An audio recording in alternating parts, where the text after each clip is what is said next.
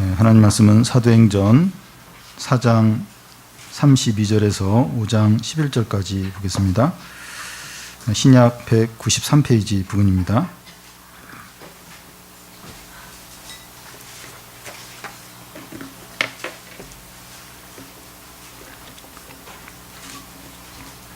사도행전 4장 32절에서 5장 11절까지입니다.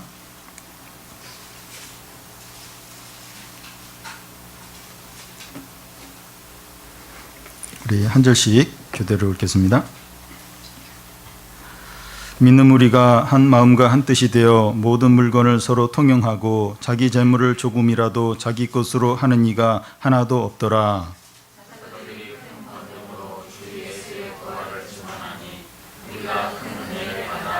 그 중에 가난한 사람이 없으니 이는 밭과 집 있는 자는 팔아 그 판 것의 값을 가져다가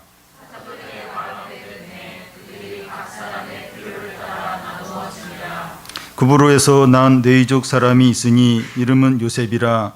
사도들이 일컬어 바나바라 번역하면 위로의 아들이라 하니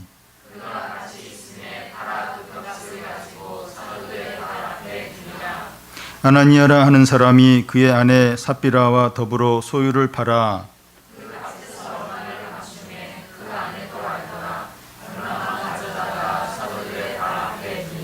베드로가 이르되 아나니아야 어찌하여 사단이 내 마음에 가득하여 내가 성령을 속이고 땅값 얼마를 감추었느냐.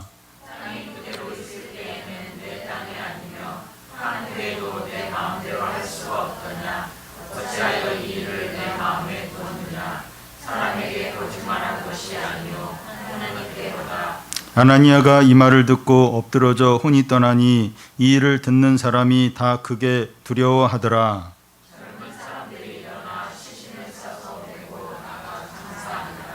3시간쯤 지나 그의 아내가 그 일어난 일을 알지 못하고 들어오니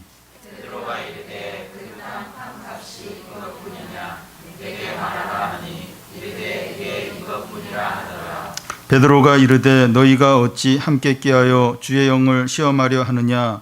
보라 내 남편을 장사하고 오는 사람들의 발이 문 앞에 이르렀으니 또 너를 메어 내가리라 하니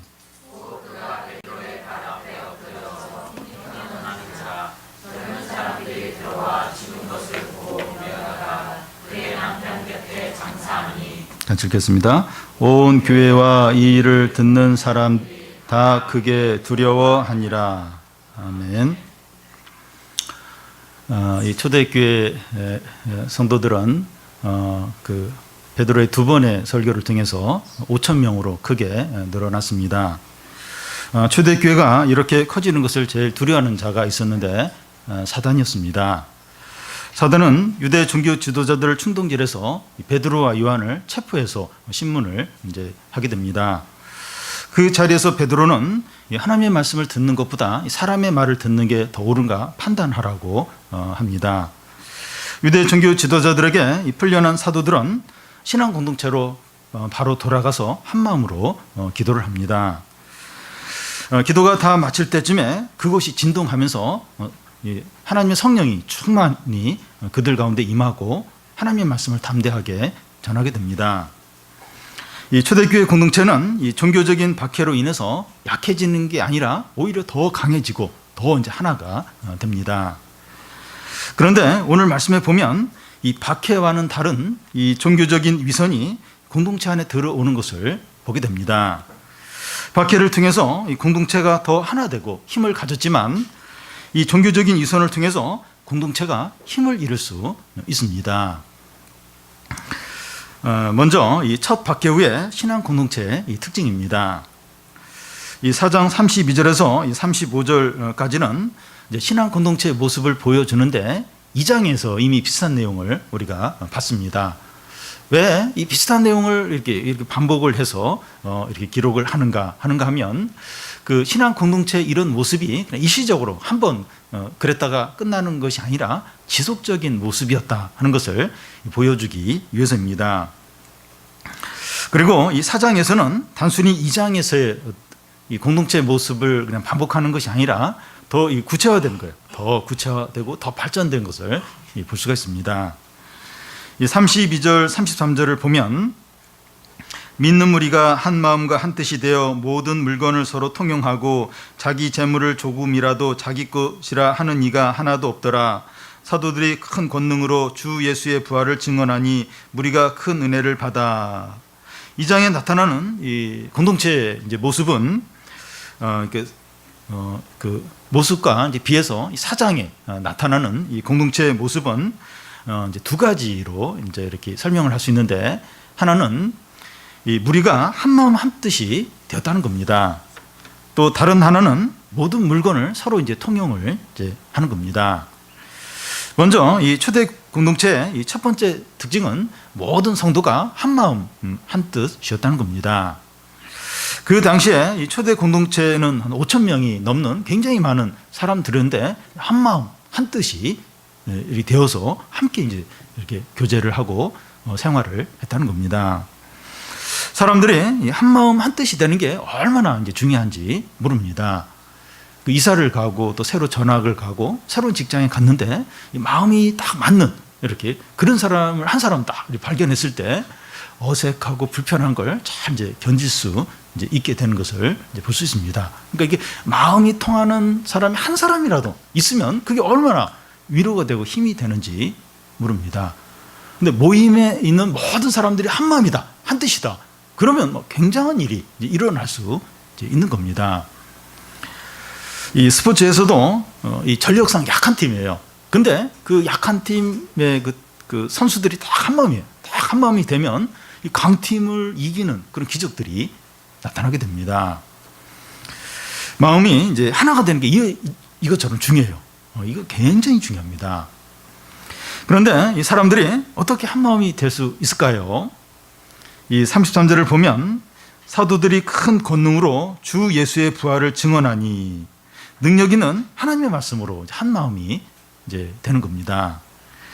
믿는 사람들이 하나가 되는 것은 말씀과 성령 안에서 하나가 됩니다.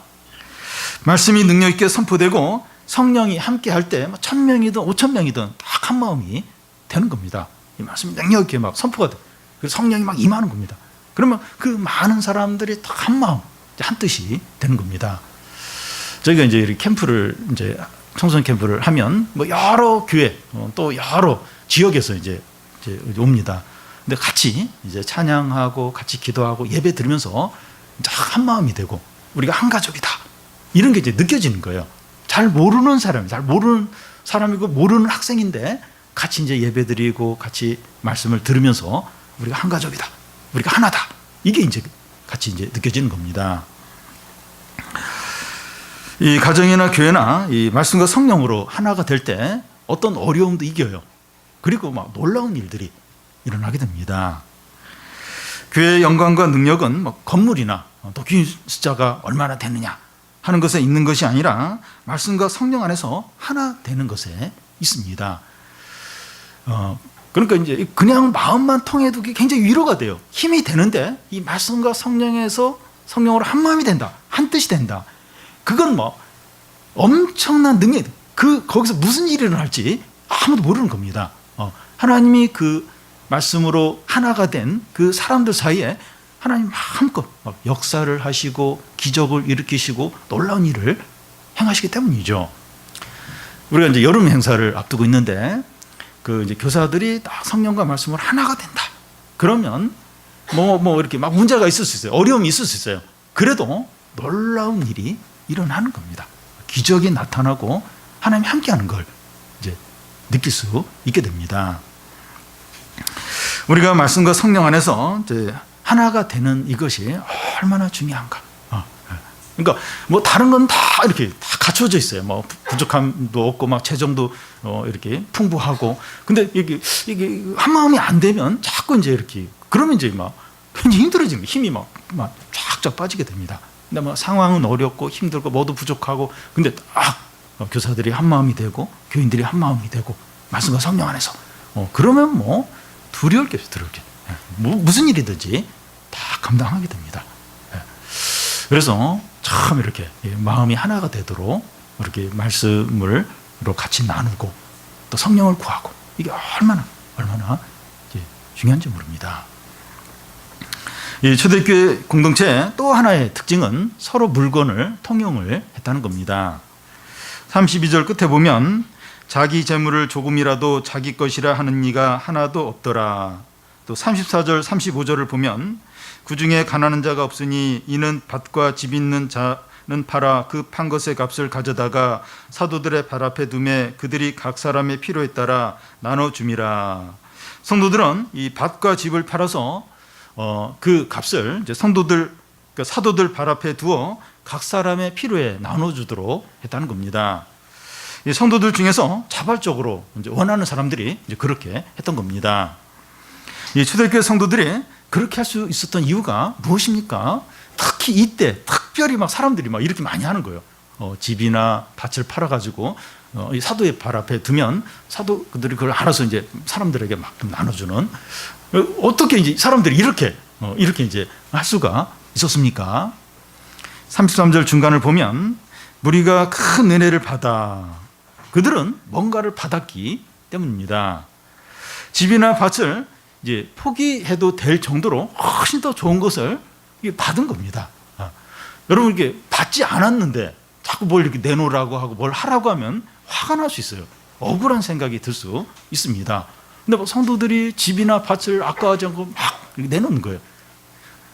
그렇게 될 수 있었던 건 훨씬 더 좋은 것을 받았기 때문에 기꺼이 막 그럴 수 이제 있었다는 겁니다. 여기에 이제 기독교의 이제 중요한 진리가 이제 있습니다. 기독교는 은혜의 이제 종교입니다. 기독교는 가장 귀하고 참되고 영원한 것을 풍성하게 받아 누리는 겁니다. 하나님 우리에게 한없이 주시고 베풀어 주시는 분이십니다. 하나님은 우리에게 시간도 요구하고 돈도 요구하고 또 우리의 삶을 막 이렇게 헌신하게 만들어서 우리를 막 힘들게 하고 그런 분이 아니세요. 아니십니다. 이 세상의 모든 게 다 하나님 겁니다. 우리의 어떤 물질이나 어떤 시간이나 어떤 면에서 하나님 필요가 없어요. 하나님은 그거 우리 받아가지고 막 하나님 그거 쓰고 막 그러시는 분이 아니십니다. 하나님 아낌없이 주세요.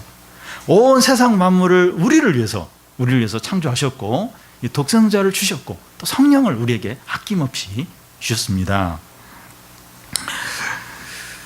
우리에게 가장 필요한 것은 이 하나님의 풍성하고 영원한 은혜를 깨닫는 겁니다.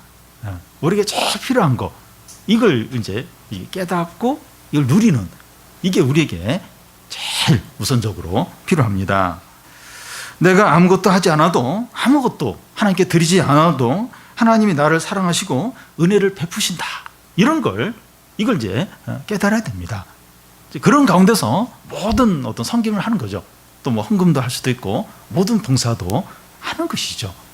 그러니까 이런 은혜와 사랑을 모르면서 이렇게 섬기고 또 막 봉사를 이제 이렇게 하려고 하면 자꾸 화가 나요. 억울한 생각이 자꾸 든다는 겁니다. 근데 하나님의 은혜와 사랑을 깨닫고 그걸 누리면 이렇게 섬기고 봉사하고 이런 게 전혀 이렇게 부담이 되지도 않고 자유함 가운데 기쁨 가운데 모든 일들을 하게 되는 것이죠. 그래서 이렇게 예배 드리는 것도 자꾸 이렇게 의무로 여겨지고 봉사하는 것도 노동으로 여겨지고 그러면 좀 가만히 좀 생각을 하면 좋겠습니다. 내가 왜 이런 걸 해야 되나? 하나님이 나에게 주신 게 뭔가? 하나님이 나에게 행하신 게 뭔가?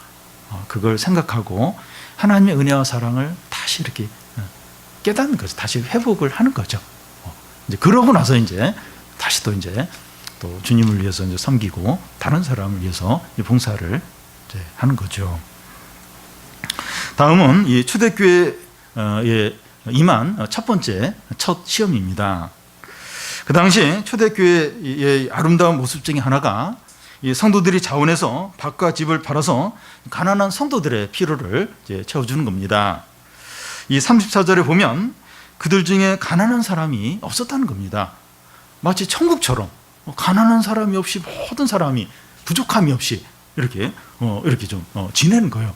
마치 천국처럼 그렇게 이제 성도들이 지내고 있었습니다. 성경은 이렇게 자원해서 자기 재산을 이제 내놓은 한 사람을 대표로 이제 소개하고 있는데 이제 바나바라는 사람입니다. 36절 37절을 보면 구브로에서 난 네이족 사람이 있으니 이름은 요셉이라 사도들이 일컬어 바나바라 하니 그가 밭이 있음에 팔아 그 값을 가지고 사도들의 발 앞에 두니라.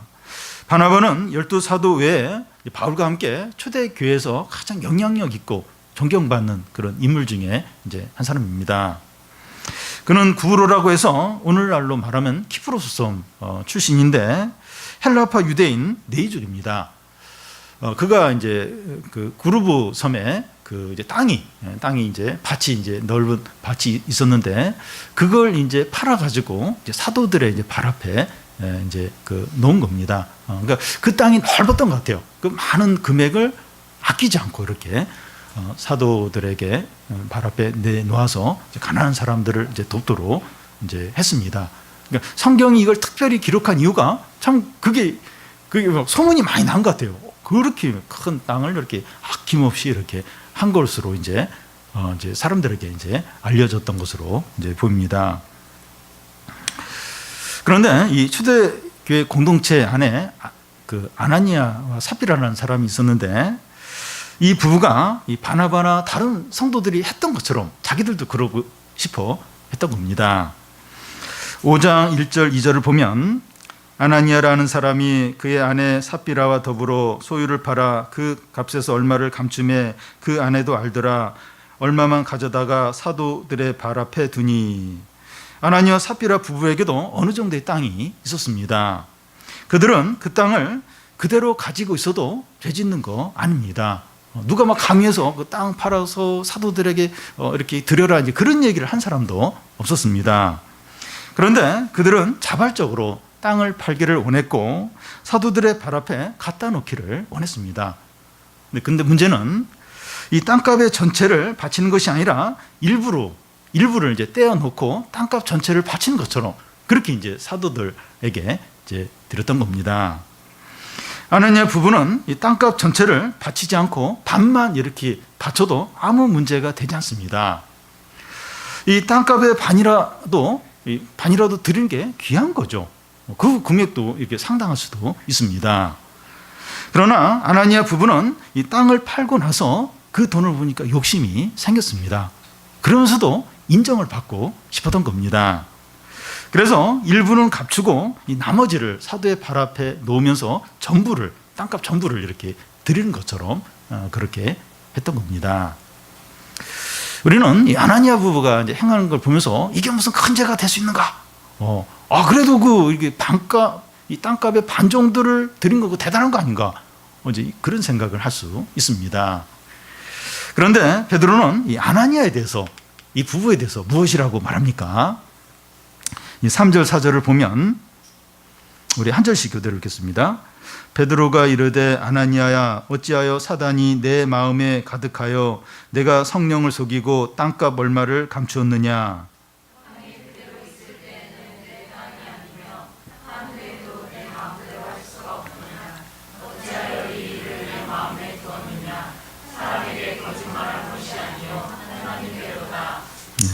이 아나니아가 행한 것은 사람을 속인 것이 아니라 성령을 속인 것이고 하나님께 거짓말을 했다는 겁니다. 이 신앙 공동체라고 하면 이 건물을 말하는 것이 아니라 성도들의 모임을 말합니다. 이 신앙 공동체는 이제 사람 외에 이제 다른 중요한 요소가 있는데 하나님이라는 요소입니다. 요소라는 표현이 이게 적절하진 않지만 하나님은 눈에 보이지 않지만 교인들이나 건물이나 재정이나 프로그램보다 훨씬 더 중요합니다. 우리가 그 하나님 이름으로 모이고 그 하나님께 예배하고 그 하나님께 기도하고 찬양을 하는 겁니다. 아나니아는 이 사람들에게 이 거짓말을 한 것이 아니라 하나님께 거짓말을 한 것입니다. 사도라는 사람에게 거짓말을 한 것이 아니라 하나님께 거짓말을 한 것입니다. 신앙 공동체 안에 하나님이 계시다는 것을 잊으면 안 되는 겁니다. 그런데 그 인상적인 것은 이 베드로가 아나니아에게 그렇게 행동한 것의 원인이 무엇인가를 밝힙니다. 그 원인이 뭐라고 말합니까? 그 3절 중간에 보면 사단이 내 마음에 가득하여 아나니아가 범죄한 원인은 사단이 그의 마음에 가득했기 때문이라는 겁니다. 사단이 아나니아를 충동질해서 거짓말하도록 했다는 겁니다. 이 로존스 목사님은 그 현대인들의 불행은 눈에 보이지 않는 것을 인정하는 데 있다, 이렇게 말한 적이 있었습니다. 오늘날 사람들은 하나님의 존재도 인정하지 않고 사단도 인정하지 않는다는 겁니다. 그러니까 사람들의 진정한 불행은 보이지 않는 것에 대해서 인정을 안 한다는 거예요. 하나님도 인정하지 않고 사단도 인정하지 않고, 여기에 이제 사람들의 불행이 있다는 겁니다. 사람들은 세상의 고통과 범죄와 비극을 없애려면 더 좋은 어떤 제도, 또 법, 어떤 교육 제도, 복지 제도를 가지면 더 이 세상이 좋아질 거라고 그렇게 믿습니다. 그런데 100년 전이나 50년 전이나 10년 전보다 이런 것들이 훨씬 좋아졌어요. 근데 뭐 범죄율이나 이혼율이나 또 뭐 이렇게 이런 것들, 안 좋은 자살률이나 이런 건 더 늘어나는 거예요.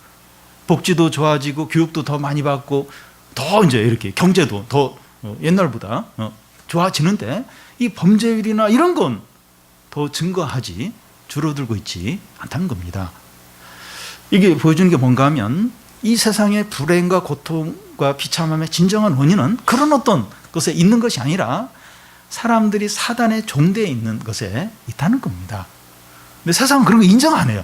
뭐 사단의 종대 이런 것도 인정도 안 하고 하나님도 인정하지 않고 자꾸 법을 바꾸고 교육을 더 이렇게 잘 시키면 된다고 자꾸 그런 식으로 문제를 해결하려고 하니까 점점 더 이런 이렇게 이 범죄율이나 이런 이런 것들은 점점 더 늘어날 뿐이라는 겁니다.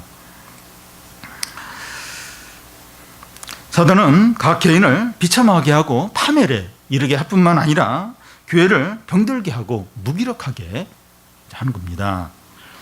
사단은 아나니아를 충동질해서 이 공동체 안에 성령의 불꽃이 꺼져버리도록 그렇게 이제 하고 있는 겁니다. 그래서 우리는 이 사람을 보면서 사람과 이렇게 싸우려고 해서는 안 됩니다. 사람하고 싸워서 사람하고 뭘 어떻게 하려고, 이게 이런 우리의 싸움은 그게 아니라 사람 뒤에 있는 사단의 이 악한 이 사단의 영과 싸워야 하는 겁니다. 그래서 아나니아 사피라가 이런 일은 어떤 개인적인 어떤 이제 그런 차원이 아니라 그 사단이 그 마음에 가득히 들어가서 그 한 영혼을 이제 무너뜨리고 교회를 크게 시험 들도록 이제 그렇게 하는 사단의 역사였다는 겁니다. 그래서 우리는 이렇게 어떤 사람하고 이제 싸우려고 하면 안 돼요. 그래서 그 사람 뒤에 있는 이 악한 사단의 영을 보고 이 말씀과 성령으로 이 악한 영, 이 사단과 싸워야 하는 겁니다. 그런데 이 아나니아 위선이 어디서 이제 일어나고 있다고 합니까? 3절 그 중간을 보면 사단이 내 마음에 가득하여, 4절 중간에 보면 어찌하여 이를 내 마음에 두었느냐. 이 아나니아의 마음 안에서 이 죄악이 나왔다는 겁니다. 아나니아는 이것이 죄인지 아닌지 머리로는 알았을 겁니다. 사람들이 범죄할 때 이게 죄인지 모르기 때문에 죄 짓는 경우는 없습니다.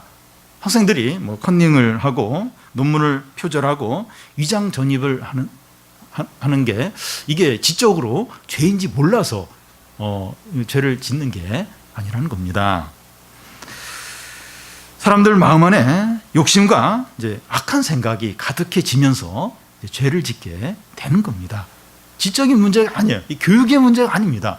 만약에 지적인 문제가 죄의 원인이라면, 교육을 받지 못한 게 죄의 원인이라면 이 공부를 많이 한 사람, 또 유학을 갔다 온 사람, 이런 사람들은 절대 죄를 안 지을 거예요.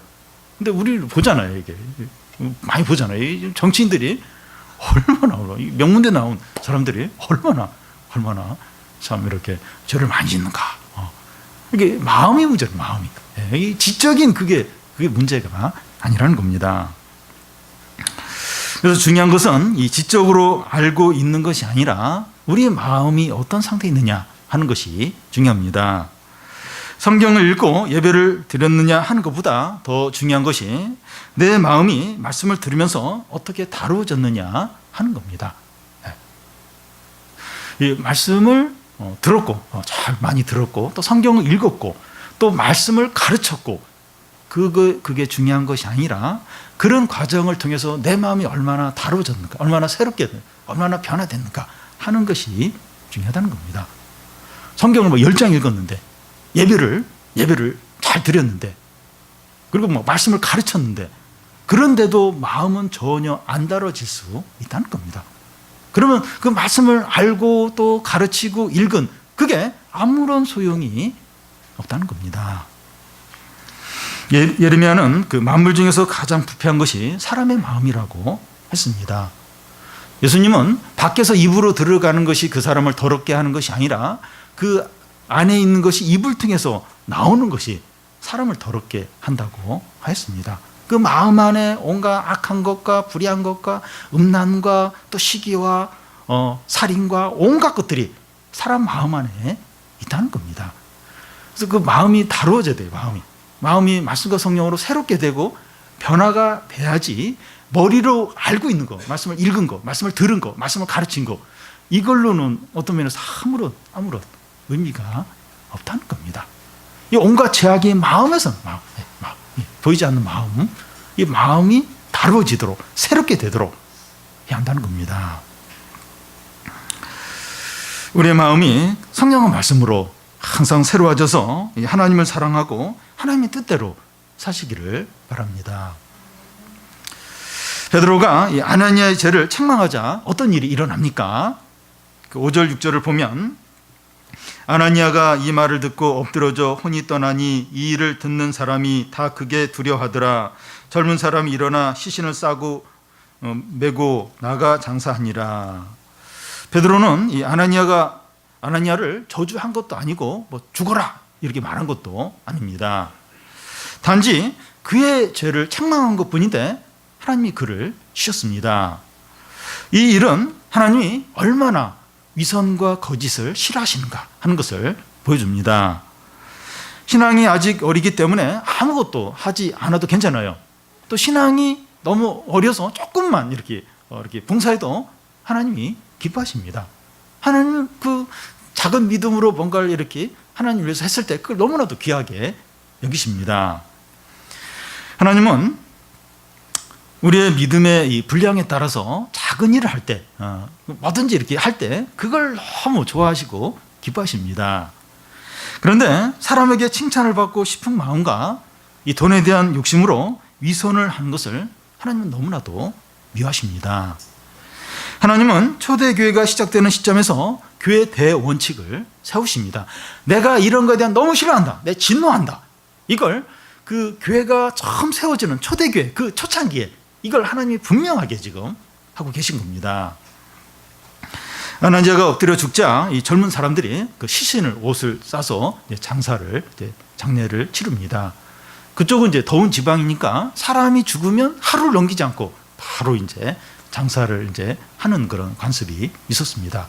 특히 범죄한 사람이 죽었을 때는 어떤 장례 절차를 거치지 않고 그냥 바로 땅에 이제 묻기도 했습니다. 아나니아가 죽은 후에 3시간이 지난 후에 그의 아내 삽비라가 이제 베드로 앞에 이제 옵니다. 7절에서 그 10절까지를 한 절씩 교대로 읽겠습니다. 3시간쯤 지나 그의 아내가 그 일어난 일을 알지 못하고 들어오니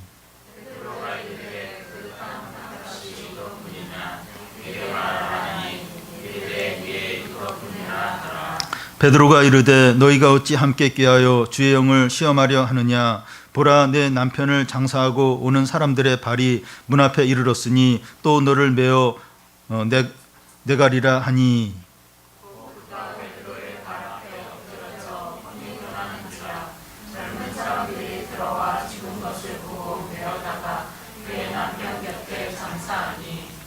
예, 아나니아의 이 아내는 그 남편의 일을 알지 못하고 베드로 앞에 이제 옵니다. 그때 베드로가 삽비라에게 묻기를 그 땅의 판값이 이것뿐이냐.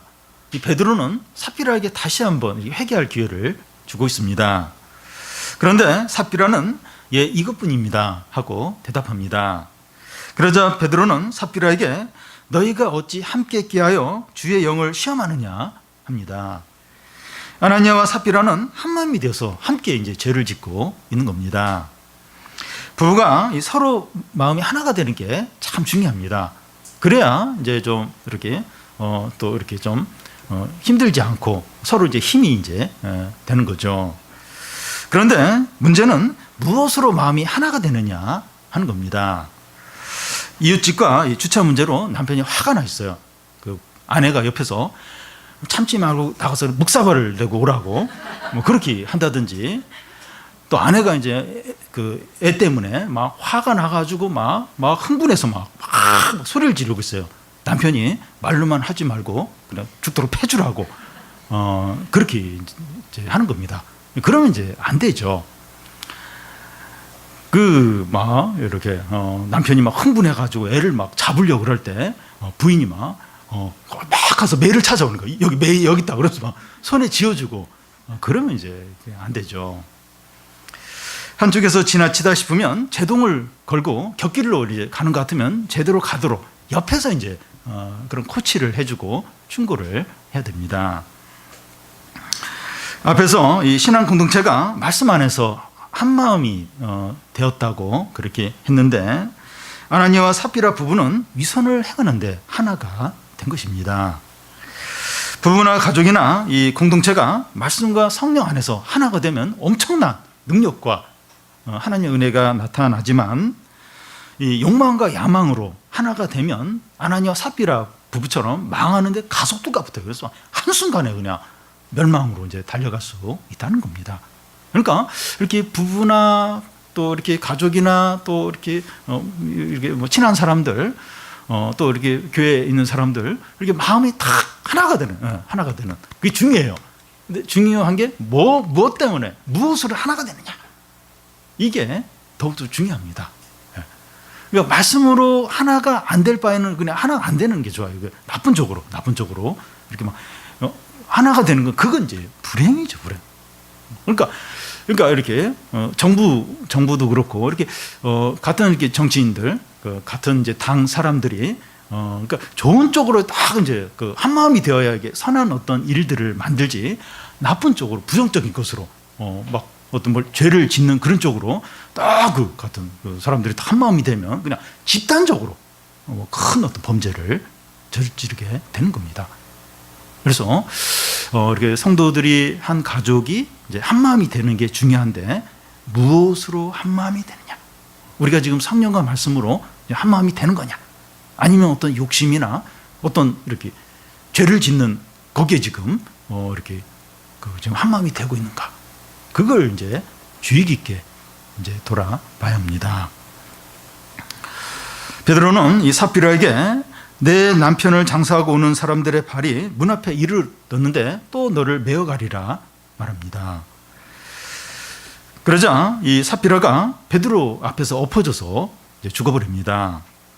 그러자 아나니아를 장사했던 젊은 사람들이 삽비라도 메어서 그 남편 곁에 장사를 지냅니다. 우리는 여기서 이제 의문이 생기는데, 아나니아와 삽비라가 천국에 갔을까요? 못 갔을까요? 우리가 분명히 이제 알 수는 없는데 이제 추측은 이제 할 수 있습니다. 아나니아와 삽비라는 이미 거듭난 사람들이었습니다. 그걸 어떻게 알 수 있는가 하면 베드로가 아나니아에게 성령을 속였다는 겁니다. 아나니아와 삽비라 안에 성령이 있어요. 거듭난 자들이고, 근데 성령을 속이면서 이제 죄를 지었던 겁니다.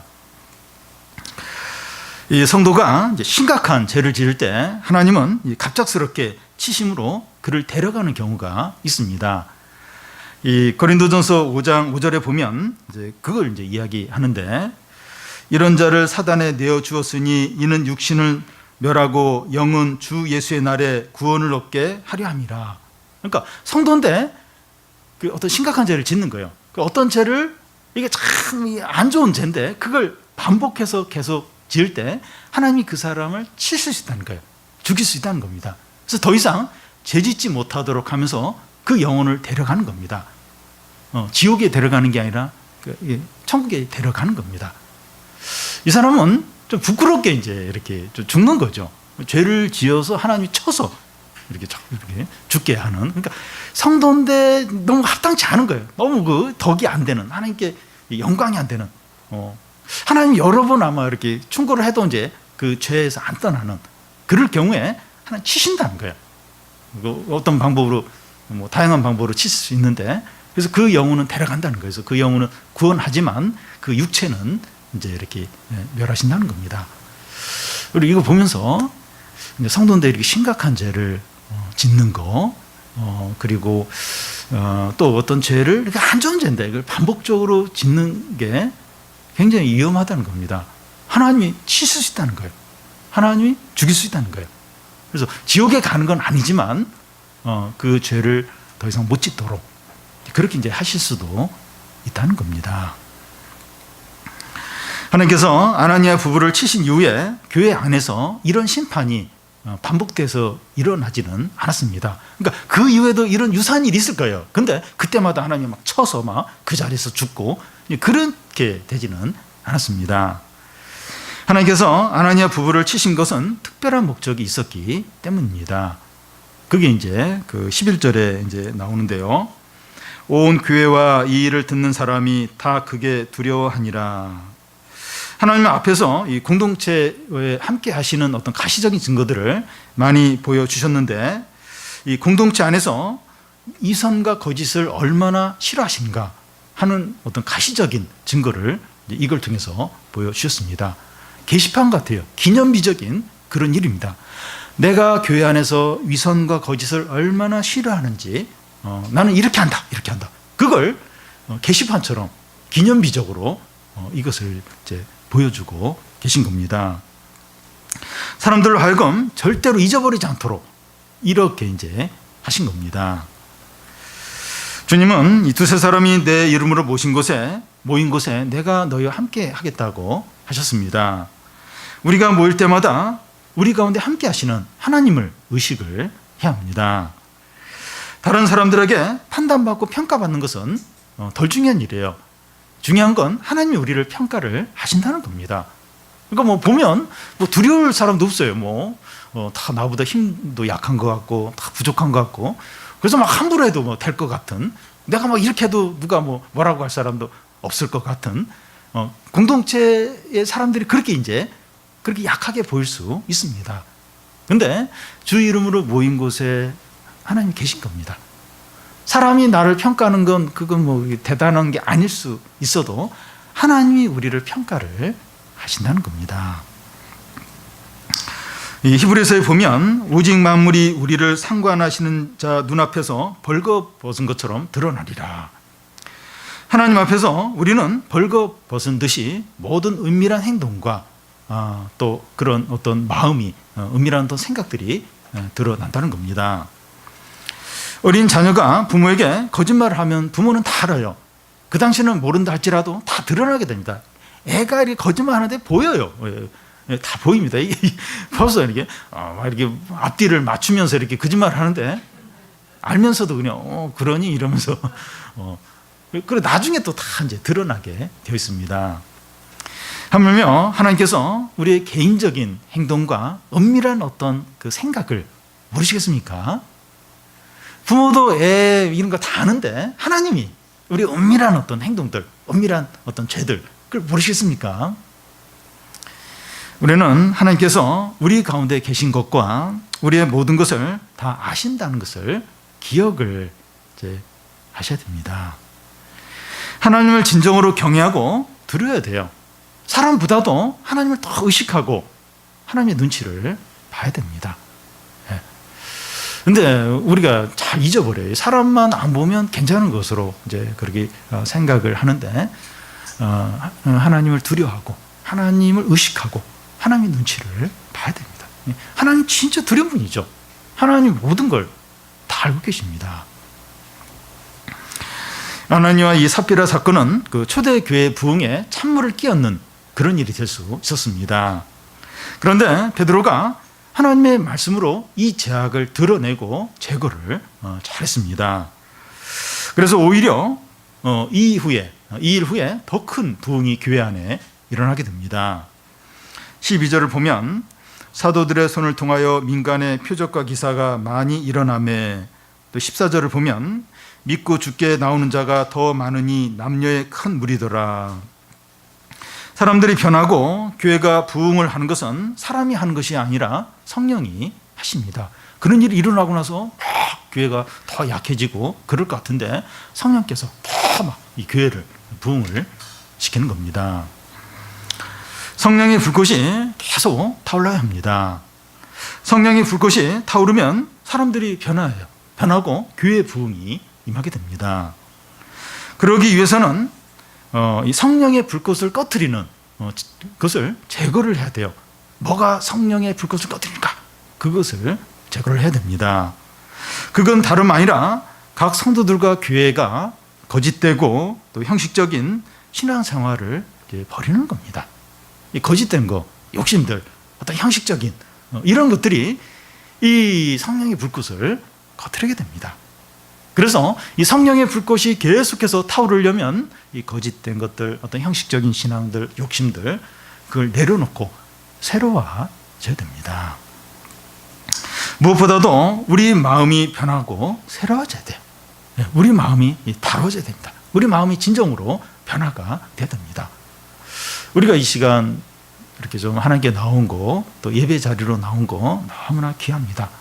근데 이 시간 우리 마음이 다루어지도록, 새로워지도록, 변화되도록 살펴보고 하나님께 구해야 됩니다. 우리 마음은 자꾸 이렇게 무감각해져요. 교만해지고 이 세상의 가치관이 막 들어와 있고 욕심스럽고 이제 그렇게 되기가 너무나도 쉽습니다. 성경과 말씀으로 우리 마음이 변화되고 간절하게 되고 하나님께 열리고 하나님을 다시 의식하고 하나님을 두려워하고 그런 마음이 되도록 우리 자신을 좀 주님께 이제 맡겨야 됩니다.